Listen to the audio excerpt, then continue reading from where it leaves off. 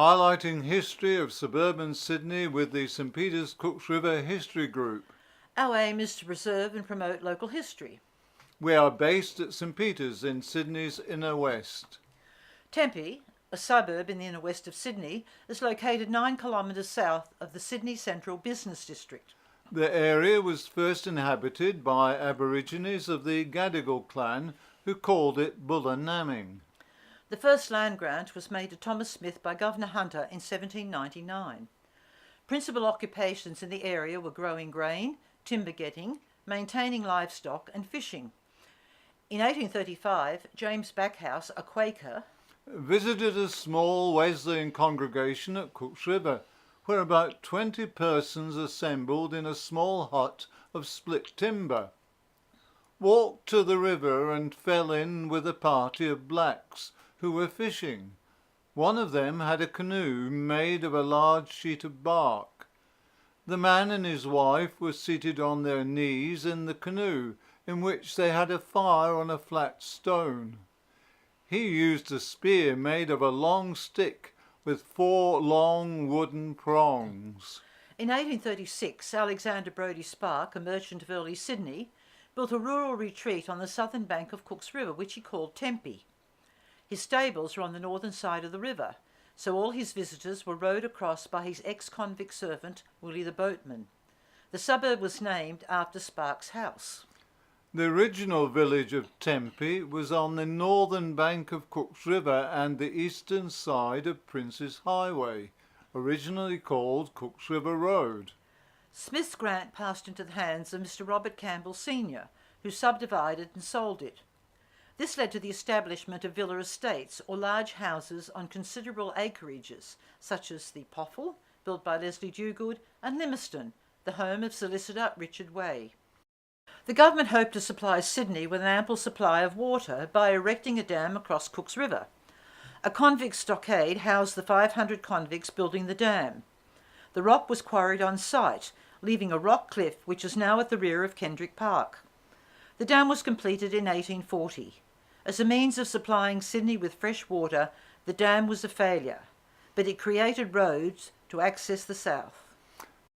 Roads were poor and transport expensive.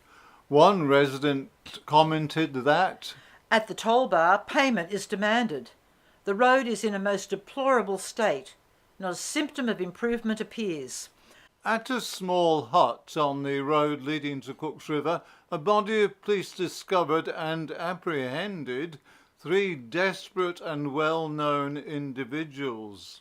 There have been hotels in the area since the 1840s. Early hotels were Gannon's Union Inn, the Pulteney Hotel, and the Cottage of Content. During the 1850s, more large houses were built.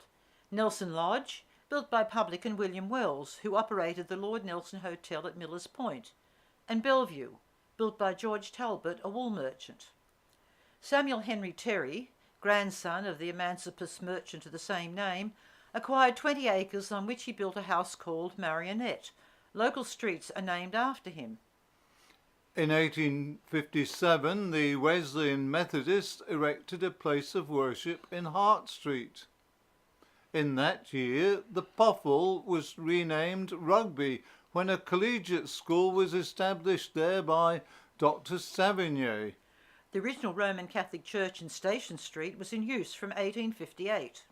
In 1868, the Poffel had another name change. Rugby, the collegiate school, became Bayview, a mental institution run by Dr. George Tucker. Tempe Public School was opened in 1874. The original schoolhouse is still standing. Hurlingham in Union Street was built by Frederick Gannon, a solicitor. The Gannon family had resided in the area since the early 1840s. In 1884, the Illawarra Railway line was opened. There was a level crossing and gatekeeper's cottage at the northern end of Tempe Station. The station master's house still stands on the corner of Station and Griffith Streets. In the late 19th century, the river was a popular place for bathing, boating and picnics. St Mark's Church of England was built in the 1890s, and the Pulteney Hotel was rebuilt. The front portico was later removed with the widening of the road. The dam at Cook's River was replaced by a wooden bridge in 1897. With the electrification of tramways, the Tempe tram depot was established in 1900. In 1913, a new Roman Catholic church was built on Cook's River Road, which was now called King Street. The main road was widened in 1927 and renamed Prince's Highway. The tram depot became a bus depot in 1957, and the War Memorial was moved to the back of the administration buildings. During the 1950s, Tempe had a flourishing shopping centre. In 1959, the Poffel, which had been a house, collegiate school, mental institution and hostel, along with other buildings on the site, were demolished and replaced by Drug Houses of Australia and Penfolds Wines. In 1962, a new bridge across Cook's River replaced the old teak bridge.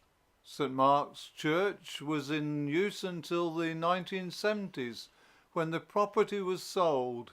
It is now a private residence. The bus depot closed in 1992, then reopened again in 2010. IKEA opened in 2011 on the old Spears Brickworks site. The Penfolds building was included as part of the development. Despite the many changes that have taken place, Tempe retains much of its historic past. If you enjoyed this video, check out our website, stpeterscooksriverhistory.wordpress.com.